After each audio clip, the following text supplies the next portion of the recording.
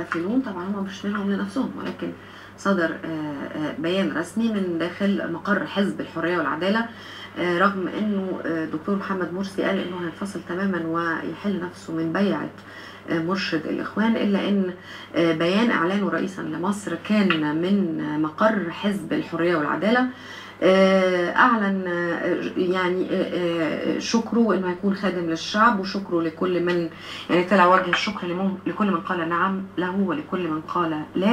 فكانت احتفالات الإخوان ومؤيديه في الشوارع والطرقات من الفجر ومن ساعات الصباح الأولى. وطبعا كان في برضو رد من حملة شفيق كانت أكثر تحديدا الحقيقة، وقالت أنه لسه النتائج النهائية لم تعلن بعد، وأنه بالأمس تقريبا معظم السلطات الرئيسية ذهبت إلى المجلس العام للقوات المسلحة.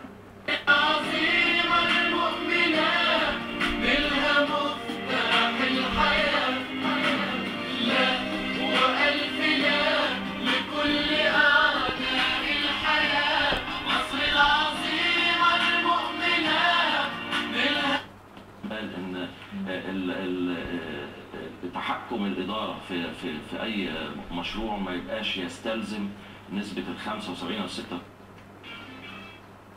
بقول لك إيه، عايز أبعت كلمني شكرا. ما تعرفش الرقم كام؟ نجمة شباك 3.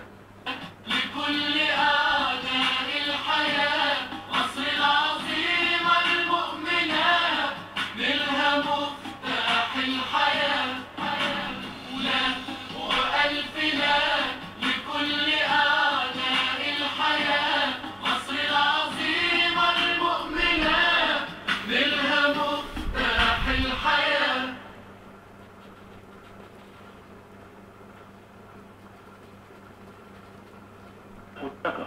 لن تكون هناك سلطة إعلان حرب ليست بيده. سلطة وضع الجمعية التأسيسية عادت إلى المجلس الأعلى للقوات المسلحة.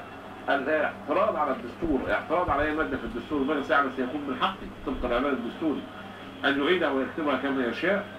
الصلاحيات معظمها صارت الآن مع المجلس الأعلى للقوات المسلحة، والهيمنة على المرحلة الانتقالية الحقيقية من الآن وحتى الرئاسة. ومعي ومعكم ضيفي العزيز الإعلامي الدكتور توفيق عكاشة. أهلا بك يا دكتور. أهلا يا أستاذة حياة. أهلا بحضرتك. يعني الحقيقة اتفضلي. يعني أنا قبل الفاصل قلت لحضراتكم إن إحنا هنجيب لكم النتائج الأخيرة اللي وصلت لنا، وزي ما احنا اتكلمنا في أول لقائنا مع حضراتكم وقلنا إن النتائج اللي بتذاع على قناة الفراعين هي النتائج الصحيحة، لأنها بتكون يعني احنا جايبينها من واقع كشوف القضاء. ودكتور توفيق معاه النتائج الأخيرة ل 26 محافظة. اتفضل يا دكتور. الحقيقة يا أستاذ حياة هو تم فرز 26 محافظة حتى الآن. نعم. ومتبقي محافظة القاهرة وهي العاصمة. نعم. ده بالنسبة للأصوات اللي هي داخل جمهورية مصر العربية بدون أصوات الخارج.